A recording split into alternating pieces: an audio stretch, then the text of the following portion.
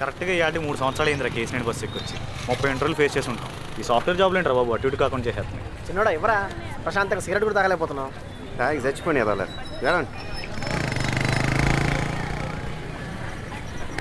నడువు ఎక్కడ చేయించిందిరా బాబు ఇన్సాన్గా ఉంది.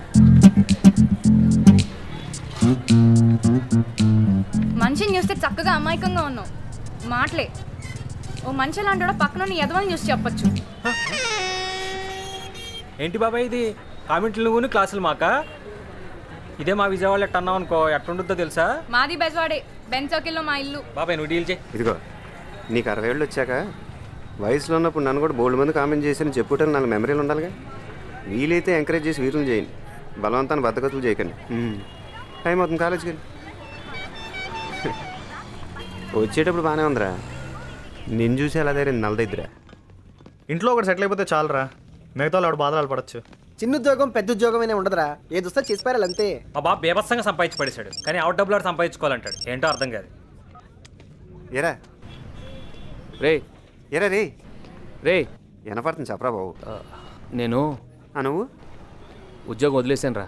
సరిపోయింది, మళ్ళీ పెట్టేసింటాడు ఏదేడు. ఇంకేమైనా చూసుకున్నారా మరి? ఇంకో దాని సంగతి తర్వాత, ఇప్పుడు ఇది వదిలేసాను అంతే. గొప్పగా తీసుకుంటారా బాబు డెసిషన్. నువ్వు నా వాళ్ళు కదరా బాబు ఇలాగా. తొక్కలేరా, దేనికైనా లిమిట్ ఉంటుంది. ఎప్పుడు ఇలా ఉండిపోతావు ఏంటి? కరెక్టేరా, కొట్టేదేదో గట్టి కొట్టాలి. తొక్కలో 6,000కి 7,000కి ఏం చేస్తాలే కానీ మని పడదు. నీకింద ఏమన్నాగా ఈ విషయం నాతో చెప్పారా? ఎవరికి చెప్పాలి లేవు, నీకు చెప్పేశాను అంతే. ఇక్కడి నుంచి ప్యాక్ చేసుకుని వెళ్ళిపోవడమే. ఇంకేంట్రా ఇంకేంట్రా చెప్పరా. సరే ఉంటానైతే. సరే